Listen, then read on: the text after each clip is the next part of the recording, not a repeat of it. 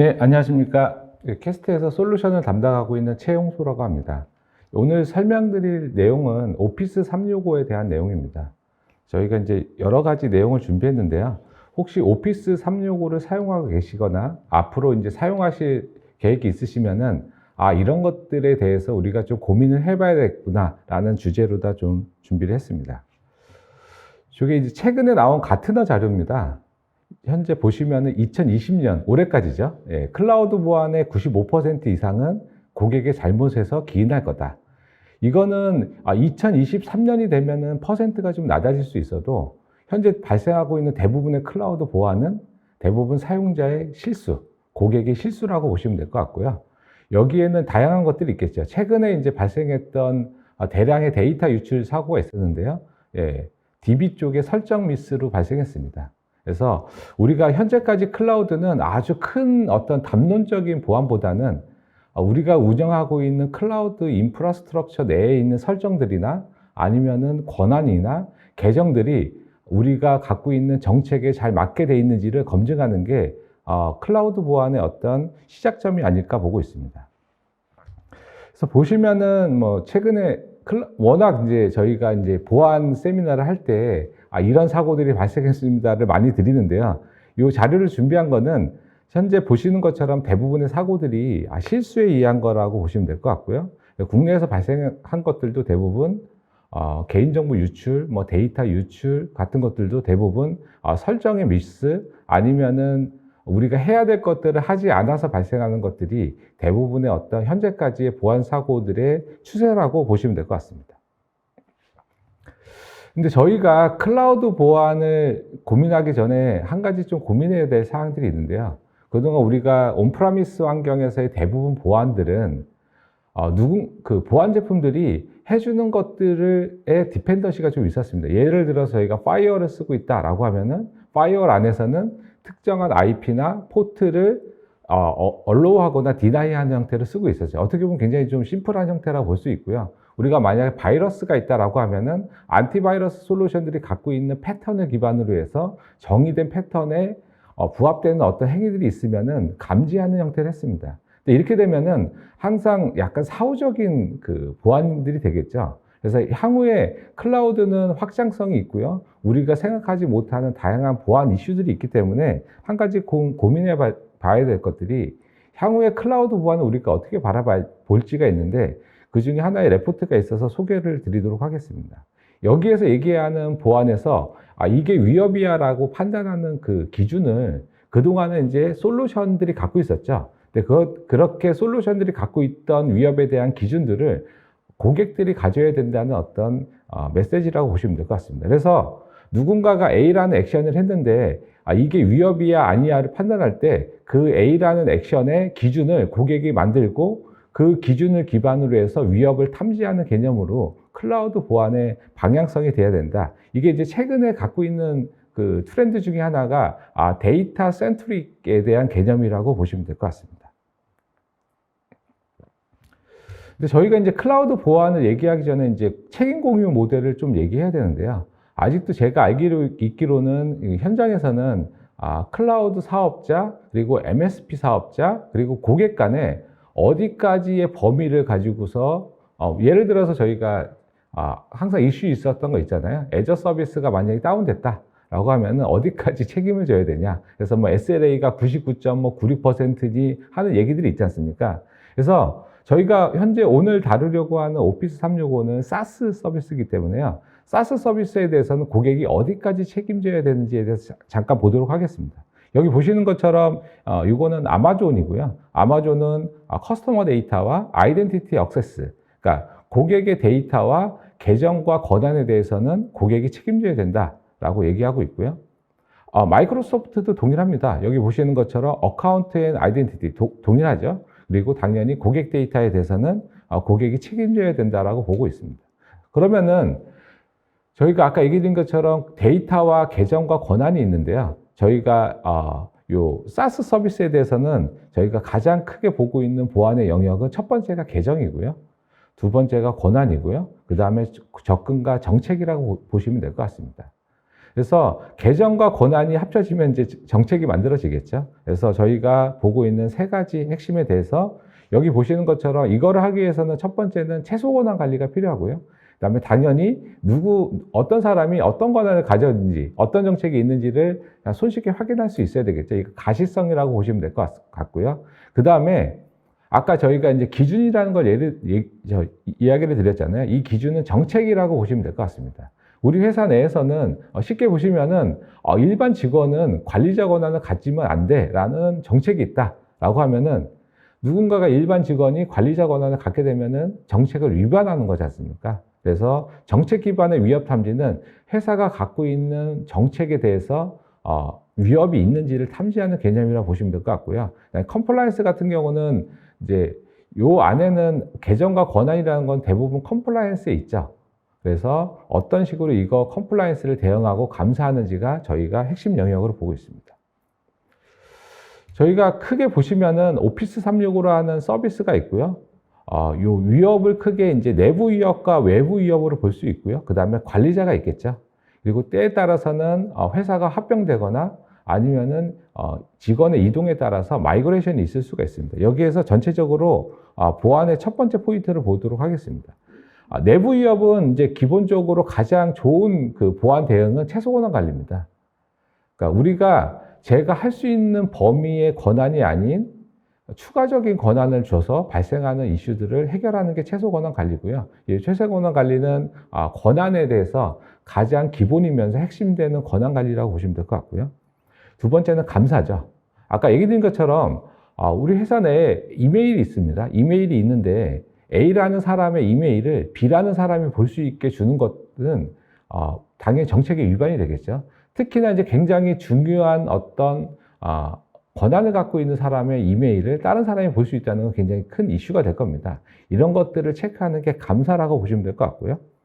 그다음에 당연히 외부 위협 같은 경우는 대부분 저희가 쉽게 보시면 공격이라고 보시면 될 것 같아요. 누군가가 오피스 365를 공격해서 오피스 365에 있는 메일을 해킹한다든지 아니면 거기 쉐어포인트에 있는 회사 내에 있는 중요한 파일을 해킹한다 하는 것들은 대부분 탐지라고 보시면 될 것 같고요. 얘는 위협 탐지 개념으로 보시면 될 것 같습니다. 그 다음에 저희가 이제 국내에서는 아직까지 크게 이슈가 되고 있지 않는데요. 글로벌하게는 오피스 365를 다른 오피스 365로 마이그레이션 한다라고 하면은 이거는 대부분 컴플라이언스에 됩니다. 왜 컴플라이언스가 되냐면은 쉽게 보시면은 회사 내에 중요한 파일이 있습니다. 근데 누군가가 매뉴얼로 마이그레이션 한다는 거는 마이그레이션을 담당하는 담당자가 해당 파일에 접근할 수 있는 권한을 갖게 되는 거고요. 이런 것들은 기본적으로 유출될 수 있는 가능성이 있는 겁니다. 여기에는 이메일도 있고요. 다양한 개인정보와 관련된 것들, 회사의 중요한 정보들을 누군가가 액세스할 수 있는 권한을 갖게 된다. 그렇기 때문에 이런 것들을 안전하게 어떻게 마이그레이션 할지가 컴플라이언스라고 보시면 될 것 같고요. 그 다음에 관리자는 아까 저희가 처음에 얘기 드렸지 않습니까? 그 클라우드에서 대부분의 보안 사고들은 실수에 의해서 발생한다. 그 실수는 클라우드에 익숙하지 않아서일 수도 있고요. 두 번째는 우리가 갖고 있는 클라우드 환경이 어떻게 되어 있는지를 손쉽게 확인하지 못하는 거에서 발생할 수 있거든요. 예를 들어서 A라는 사용자가 있는데 A라는 사용자가 이메일을 어디에 접근할 수 있고 파일에 어디에 접근할 수 있고 어떤 권한을 갖고 있는지를 손쉽게 확인할 수 있어야지 대응이 되는데 그런 것들이 확인되지 어렵게 현재 클라우드가 좀 돼 있습니다. 여기에 클라우드로 이제 처음 넘어가다 보니까 익숙하지 않은 것들도 제가 볼 때는 시너지가 있는 것 같고요. 그래서 관리자는 기본적으로 우리가 운영하고 있는 오피스 365의 가시성 확보가 핵심적인 요인으로 보고 있습니다. 그래서 저희가 총 4가지를 얘기 드렸는데요. 내부 위협은 기본적으로 권한을 제한해야 되고요. 이런 권한이 제한된 환경 안에서 우리가 갖고 있는 정책이나 아니면 만약에 GDPR이나 ISMS나 아니면 다른 형태의 컴플라이언스가 있다면 그것들을 만족하는지를 감사하는 게 핵심이라고 보고 있고요. 그다음에 외부 위협, 외부에서 공격하는 거죠. 이것들은 어떻게 위협들을 빠르게 탐지할 수 있는지가 핵심으로 보고 있습니다. 그리고 내부의 관리자들은 우리가 운영하는 시스템이 어떻게 구성되어 있고 여기에서는 어떤 보안적인 위협들이 있는지를 빠르게 확인할 수 있는 가시성 확보가 핵심이고요. 근데 아까 얘기 드렸지만 마이그레이션, 우리가 그동안 마이그레이션은 좀 운영적 측면으로 봤는데요. 보안적 측면에서 마이그레이션을 접근하는 게 네 번째 요소로 보고 있습니다. 오늘은 이 네 가지에 대해서 하나씩 설명드리도록 하겠습니다. 첫 번째가 최소 권한 관리입니다. 최소 권한 관리는 기존에 있는 오프라미스 환경에서도 가장 기본이 되는 거죠.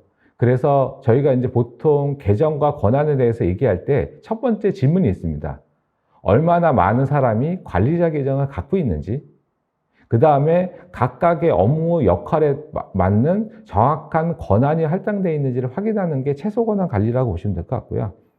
여기 보시는 것처럼 어떻게 보면은 저희가 오피스 365라는 사스를 쓰고 있지 않습니까? 그래서 가장 좋은 거는 오피스 365 내에서 최소 권한 관리를 할 수 있게 딱 주는 게 좋습니다. 근데 조금 애석하게 현재 오피스 365의 권한 체계에서는 다양한 고객들이 원하는 모든 형태의 최소 권한 관리를 하기에는 좀 제약이 있다라는 게 현재 보고 계신 화면의 내용이라고 보시면 될 것 같고요. 그러다 보니까 저희처럼 이제 서드 솔루션들이죠. 서드 솔루션들이 오피스 365에서 제한된 영역을 조금 더 확장시켜서 고객들이 원하는 최소 권한 관리를 하실 수 있게 서비스를 좀 부가적으로 제공하고 있다라고 보시면 될 것 같습니다.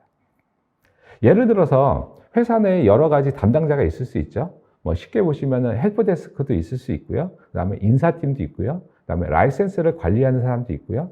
만약에 자회사 관리자가 있을 수 있죠. 그러면은 각각의 담당자는 각각의 할 수 있는 역할들이 정의가 됩니다. 예를 들어서 우리가 헬프데스크 담당자다라고 하면은 가장 많은 요청 오는 것들이 패스워드를 잊어버렸다. 패스워드를 재설정해달라.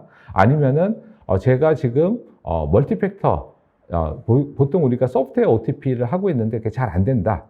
만약에 저희가 예를 들어서 두 가지의 어떤 작업을 할 수 있다라고 하면은 이 헬프데스크 담당자한테는 두 가지 역할의 권한만 줘야 됩니다.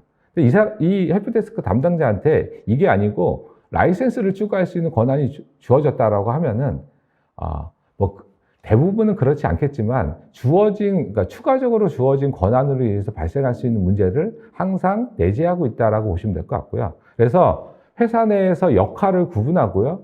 해당하는 역할에 대해서 할 수 있는 권한을 정의하게 되면은 당연히 이 정의된 권한에 맞게 권한이 할당이 돼야 되지 않습니까? 그게 최소 권한 관리 개념이라고 보시면 될 것 같습니다. 그래서 저희는 이제 DPC라는 개념을 갖고 있고요. 위임과 정책에 대한 제어 서비스라고 보시면 될 것 같아요. 그래서 최소 권한을 줄 수 있는 환경을 별도로 제공해 드리고 있고요. 그 다음에 관리자 권한을 위임하는 형태를 제공하고 있습니다. 그냥 관리자 권한을 주면 되지 왜 굳이 위임이 필요해? 라고 할 수 있는데요.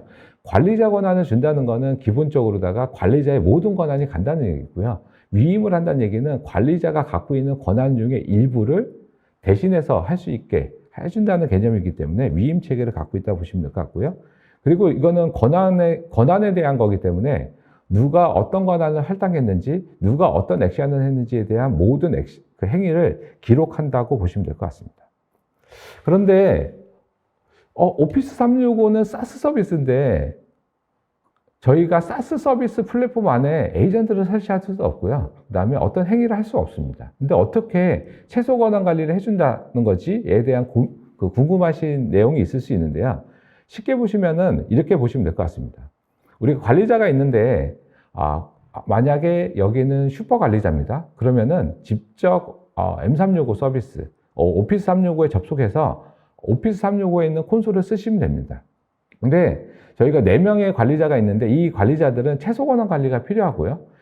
우리가 주려고 하는 권한이 오피스 365 내에 있는 권한 체계로다가 제약이 있다라고 하면은 어떻게 구성되냐면은 이 담당자들은 직접 오피스 365의 콘솔을 접속하는 게 아니고요. 저희가 제공해주는 저희도 사스입니다.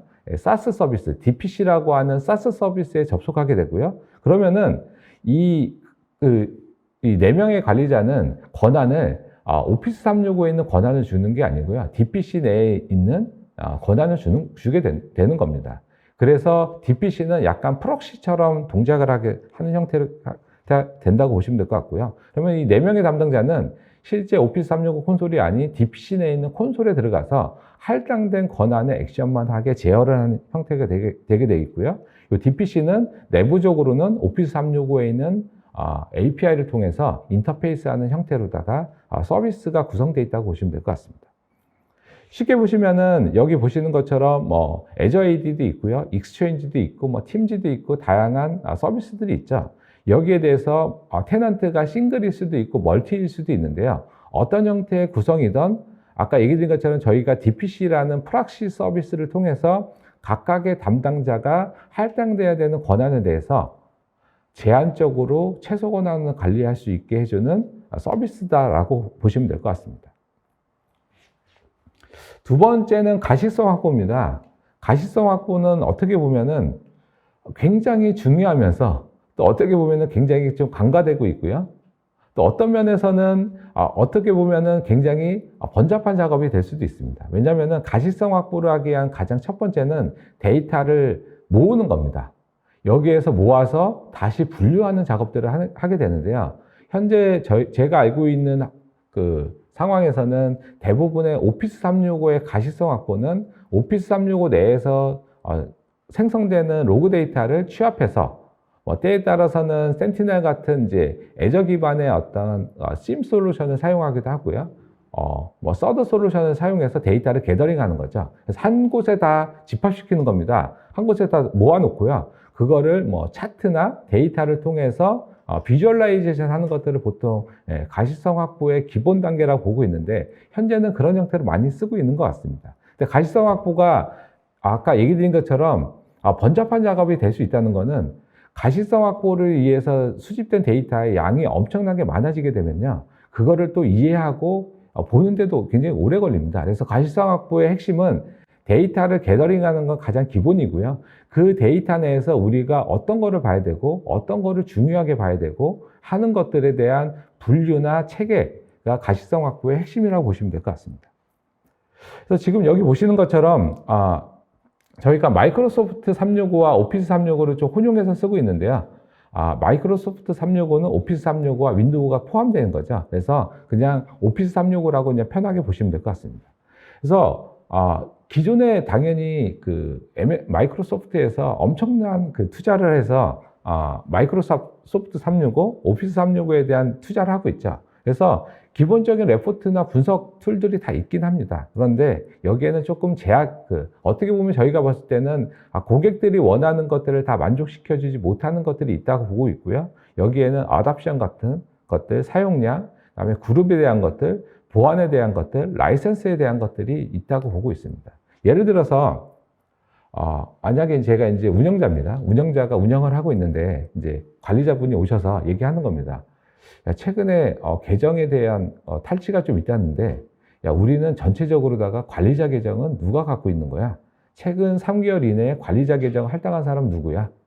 그 사람들이 현재 주로 관리자 계정을 할당해서 우리 내에 있는 중요한 서비스의 변경을 뭐 했어? 라고 물어봤을 때 손쉽게 우리가 이런 것들을 확인할 수 있냐가 가시성 확보의 핵심이라고 보시면 될 것 같고요.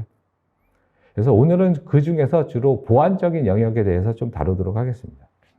그래서 첫 번째는 저희가 갖고 있는 기능 중에 하나인데요. 인시던트 통합이라고 보시면 될 것 같아요. 오피스 365는 저희가 수트라는 개념이 있죠. 안에는 쉐어포인트, 뭐 팀즈 다양한 것들이 있는데 각각의 서비스 내에는 각각의 콘솔들이 있고요. 거기 안에서는 많은 데이터, 로그 데이터들이 쌓이고 있습니다. 거기 우리가 쉽게 보시면 이벤트 로그라고 보시면 될 것 같죠. 그것들을 취합해서 보는 것들이 필요하고요. 그래서 저희는 이제 솔루션이니까 이런 것들을 취합해서 주요하게 봐야 되는 것들을 비주얼라이즈해서 관리자가 별도의 노력을 들이지 않고도 어떤 서비스에 현재 문제가 있구나를 손쉽게 확인할 수 있는 인시던트 통합을 제공하고 있고요. 그다음에 우리가 사용하고 있는 오피스 365 내에 라이센스가 현재 어떻게 사용되고 있는지, 혹시나 잘못된 라이센스로 인해서 비용이 누수가 발생하는 것들이 있는지를 손쉽게 확인할 수 있는 라이센스 라이프 사이클 매니지먼트가 있고요. 그 다음에 서비스 모니터링은 어떤 거냐면 이게 사스 서비스다 보니까요. 현재 우리 쪽의 서비스에 이메일이 좀 느린 것 같아요. 근데 이게 글로벌하게 레전별로다가 현재 익스체인지 서비스가 성능이 어떤지를 보는 것도 중요하거든요. 봤더니 한국만 좀 느린 것 같아요. 그러면은 한국 레전의 이슈로 인해서 우리 쪽에 문제가 있구나. 근데 그게 아니고 글로벌하게 아무 문제가 없다. 한국도 문제가 없다, 레전별로. 그러면 우리 쪽 서비스만 문제가 있구나, 이렇게 확인할 수 있잖아요. 그래서 전체적인 사스 서비스에 대해서 글로벌하게 레전별로 상황이 어떤지를 모니터링하거나, 그리고 추이, 특히나 요즘에 팀즈를 이제 재택근무 그 환경에서 많이 쓰고 있는데, 이게 어떻게 사용되고 있는지 추이들을 보는 것들이 가시성의 내용이라고 보시면 될 것 같습니다. 그 다음에 이제 봐야 되는 거는 이제 외부 위협에 대한 탐지 영역인데요. 이 외부 위협 탐지는 어떻게 보면 굉장히 좀 어려운 주제입니다. 특히나 이제 오피스 365처럼 이제 클라우드 기반의 사스 서비스들은 기본적인 컨셉이 어디서나 접근 가능하다는 거거든요. 그렇다는 얘기는 그동안 우리가 사무실 내에서 접근하는 것들만 허용하는 환경에서 카페, 뭐 집, 아니면은 휴양지, 놀러 가서도 접근할 수 있게 해준다는 거기 때문에, 이로 인해서 발생할 수 있는 보안 이슈에 대해서는 사실은 그동안 우리가 고민했던 것 이상의 어떤 보안 이슈들이 발생할 거라 보고 있고요. 그래서 현재 사스 서비스로 서비스를 옮기려고 하는 고객사에서 가장 크게 갖고 있는 컨선이, 이렇게 사스 기반의 서비스를 갔을 때 발생할 수 있는 보안의 이슈는 뭐고, 우리가 그거를 커버할 수 있을지에 대한 고민들이 있다라고 저희가 알고 있습니다. 그래서 저희는 어떤 개념을 갖고 있냐면은, 일단은 저희가 만약에 오피스 365의 어떤 서비스, 뭐 전체 서비스를 사용할 수도 있고 일부 서비스만 사용할 수 있는데, 여기에 어떤 취약점이 있냐를 일단은 하나의 뷰로 제공해 드려야 되겠다라는 것들을 갖고 있고요. 이게 그 대시보드라고 보시면 될 것 같습니다. 이 대시보드 안에는 쉐어포인트든, 팀즈든, 익스체인지든, 온드라이브든 어떤 형태든 오피스 365에 있는 서비스에서 취약점이 있다라고 하면 이 대시보드 안에 표현된다고 보시면 될 것 같고요. 근데 이렇게 또 위협을 탐지할 때 정적인 데이터만으로 한계가 있을 수 있잖아요. 그래서 저희가 머신러닝을 통해서 평소와 다른 패턴의 접속이 있다. 가장 심플한 형태는 그거죠. A라는 사용자가 계속 한국에서 접근했는데 갑자기 몇 시간 후에 러시아에서 접속이 된다. 이상한 거지 않습니까? 그래서 저희가 unusual이라는 개념을 가지고 베이스라인 기준으로 다른 패턴이 있다라고 하면 자동으로 분석할 수 있는 머신러닝을 갖고 있고요.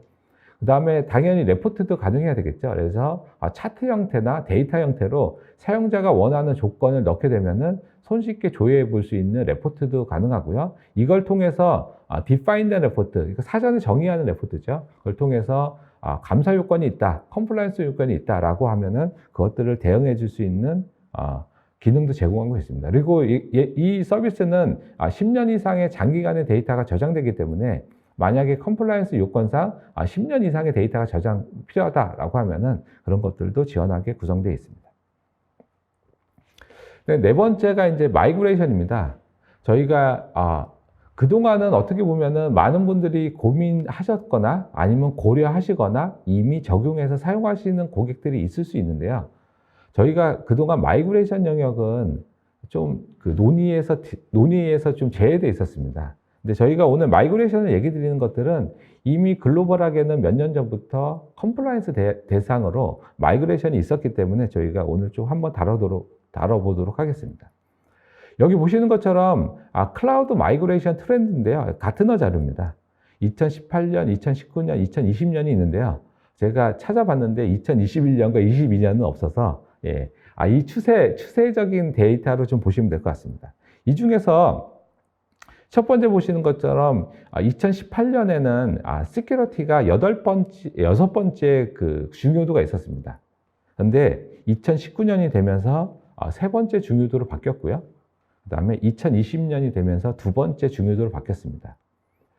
근데 아직 여기 보시는 것처럼 여러 가지 추세가 있는데, 그 중에 시큐리티는 굉장히 높은 어떤 상승을 보이고 있죠. 그렇다는 얘기는 마이그레이션에서 보안을 바라보는 시선이 변하고 있다는 거고요. 왜냐? 그 마이그레이션에서 대상으로 하는 데이터의 중요도가 예전과는 틀리다라는 트렌드를 보시면 될 것 같습니다. 근데 여기 하나 또 있는 게 있죠. 코스트 이펙트. 코스트 이펙트는 2018년도에 7번의 그 우선순위가 있었는데요. 2019년도에 5번째 우선순위, 2020년도에 3번째 우선순위가 있습니다. 이거는 예전에는 어떻게 보면은 마이그레이션, 그러니까 이거는 시큐리티랑도 연관이 돼 있는데요. 예전에 그 마이그레이션은 대상도 작았고요. 대부분 매뉴얼 마이그레이션이 많았습니다. 근데 시큐리티 요건들이 계속 증가하고 마이그레이션을 해야 되는 데이터량이 많아지면서 매뉴얼로 하기는 좀 어려워졌고요. 매뉴얼로 하더라도 인력 비용이 많이 들어가겠죠. 그래서 솔루션으로다가 마이그레이션이 변화하고 있고, 그러다 보니까 어떤 솔루션을 쓰는 것들이 더 비용 합리적이냐에 대한 이슈들이 발생하고 있다. 그래서 코스트 이펙트는 시큐리티 이슈와 같은 어떤 범위에서 보시면 될 것 같습니다. 그래서 저희가 이제 얘기 드리려고 하는 거는, 우리가 단순하게 마이그레이션을 그냥 데이터를 이동하는 어떤 운영적 관점에서 바라보는 시선에서 보안적 관점으로 바라보는 어떤 변화가 필요하다라는 개념으로 오늘 좀 자료를 준비했고요. 근데 그러면 도대체 마이그레이션에는 어떤 보안적 고려들이 필요하냐라고 하면은, 가장 첫 번째는 위변조입니다. 위변조는 뭐냐면은, 저희가 심플하게 한번 생각해 보죠. 우리가 테넌트 M365 테넌트 A를 쓰고 있었습니다. 거기에는 이메일이 300개가 있었고요. 근데 우리가 하다 보니까 테넌트 B로다가 마이그레이션 해야 됩니다. 그러면은 300개를 그대로 마이그레이션 하게 되겠죠. 그럼 우리가 궁금한 게 있잖아요. 300개가 진짜 다 마이그레이션이 된 거야? 두 번째, 원래 있는 데이터가 그대로 된 건지, 그 안에 있는 데이터에 변조가 있는 건지, 아니면은 원래 파일이 있었는데 파일이 사라진 건지, 다른 파일로 대체됐는지를 솔루션들은 검증할 수 있어야 되고요. 그래서 이런 것들이 가장 첫 번째라고 보시면 될 것 같고, 당연히 암호화도 필요하겠죠. 뭐 솔루션도 어쨌든 계정과 권한을 할당받아야지 마이그레이션 할 수 있거든요. 그래서 솔루션 내에서는 데이터가 통신 레벨에서의 그 암호화된 통신도 당연히 사용하고요. 모든 데이터는 암호화된 형태로 처리하게 되어 있습니다. 그래서 솔루션을 현재 사용하는 관리자도 데이터를 유출할 수 없게 되어 있고요. 당연히 고객 데이터는 SaaS 서비스 내에 별도로 안전한 영역에 분리되는 형태로 되게 되어 있고요. 최소 권한 관리나 데이터 검증들이 필요하게 되어 있습니다. 그래서 이것들을 만족하는 컴플라이언스는 크게 네 가지인데요. FIPS, ISO 27001, 27017, 그 다음에 18 해서 네 가지의 컴플라이언스가 이런 것들을 대응하기 위한 글로벌 컴플라이언스라 보시면 될 것 같고요. 당연히 저희는 솔루션이니까요. 이 네 가지의 컴플라이언스를 만족하고 있다라고 보시면 될 것 같습니다. 여기까지 저희가 네 가지에 대해서 쭉 설명드렸는데, 가끔 그런 질문을 저희가 많이 받습니다. 갑자기 오피스 365 보안 마이그레이션의 캐스트 소프트웨어? 어떤 관계가 있지? 우리가 그동안 알고 있는 캐스트 소프트웨어는 뭐 토드하고 그 다음에 넷볼트 같은 백업 솔루션인데? 라는 질문을 좀 많이 받아서 제가 간단하게 한 장을 준비해 봤는데요. 캐스트는 글로벌하게 마이크로소프트 영역의 글로벌 리더고요. 퀘스트 전체 사업에서 30% 이상을 이쪽 영역에서 저희가 매출을 일으키고 있습니다. 그리고 저희가 갖고 있는 그 솔루션들은 NIST의 사이버 프레임워크 5가지의 영역에 해당되는 모든 솔루션들을 갖고 있고요. 여기 보시는 것처럼 가트너가 발표했던 2022년 IAM, Access and Identity Access Management죠. 계정과 권한 관리, 그 다음에 접근에 대한 프랙티스 영역에서 유일하게 13가지 영역을 커버하는 회사, 11가지의 카테고리를 모두 커버하는 회사다라고 보시면 될 것 같습니다. 그래서 앞으로는 캐스트를 바라볼 때, 그래, 예전에 토드를 잘했고, 지금도 잘하고 있고, 넷볼트라고 하고 있는 백업 솔루션도 잘하지만, 마이크로소프트 영역, 계정과 권한 영역, 오피스 영역에 대해서도 글로벌 리더인 회사다라고 기억해 주시면 감사하겠습니다. 여기까지 준비한 자료를 마쳤고요. 그래서 혹시나 오피스 365를 사용하고 계시거나 앞으로 고민하고 계신 그 고객분들이 오피스 365 보안은 어떻게 해야 되지? 어떻게 하면 효율적으로 운영할지에 대한 고민이 필요하실 때 언제든 퀘스트에 연락 주시면 감사하겠습니다. 예, 감사합니다.